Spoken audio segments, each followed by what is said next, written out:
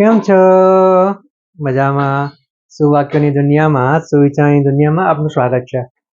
મારા મિત્રો, એવું કહેવાય છે કે વ્યક્તિ જ્યારે વધારે પડતો આરામ કરે છે ત્યારે તેના શરીરમાં કાટ લાગી જાય છે.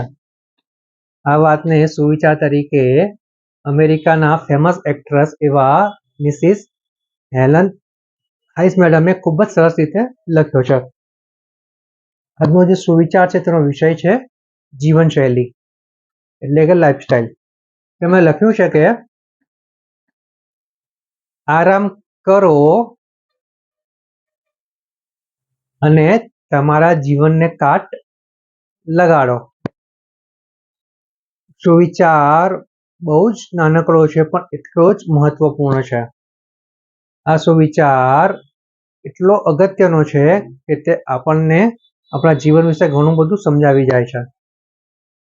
મારા મિત્રો, અહીંયા આરામ કરવાની એટલા માટે આવે છે કે ઘણી બધી વ્યક્તિઓ આજે જોયું હોય છે કે થોડા કામ કરીને થાકી જાય છે અને આરામ કરવાનો પ્રયાસ કરે છે, અને ક્યારેક આ આરામ એટલો હાવી થઈ જાય છે કે વ્યક્તિના જીવનમાં કાટ લાગવા માંડે છે. વ્યક્તિની જે પ્રોડક્ટિવિટી હોય, વ્યક્તિ જે કામ કરવાને સક્ષમ હોય ત્યાં અટકી જાય છે, અને પછી ધીરે ધીરે તેની આદત બની જાય છે કે તે આરામને વધારે મહત્વ આપી દે છે. એટલે મારા મિત્રો, અહીંયા વાત એવી છે કે વ્યક્તિએ હંમેશા નવું ને નવું કંઈક ને કંઈક શીખવાનો પ્રયાસ કરવો જોઈએ. પોતાના જીવનને હંમેશા અપડેટેડ રાખવું જોઈએ. ક્યારે પણ કોઈ પણ જાતના ફેરફારો આવતા હોય, પરિવર્તન આવતા હોય તો તેને સકારાત્મક રીતે લઈને તેને જીવનમાં ઉતારીને તેની ઉપર કામ કરવાની જરૂર પડે છે.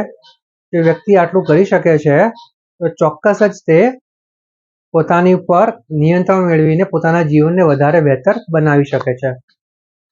એટલે વાત એવી છે કે જો માણસ વધારે પડતું કામ કરીને થાકી જાય છે તો તેને ચોક્કસ જ આરામ કરવો જોઈએ. પરંતુ એક વાતનું ચોક્કસ ધ્યાન રાખવાની જરૂર છે કે આ આરામ વ્યક્તિની ઉપર હાવી ના થઈ જાય.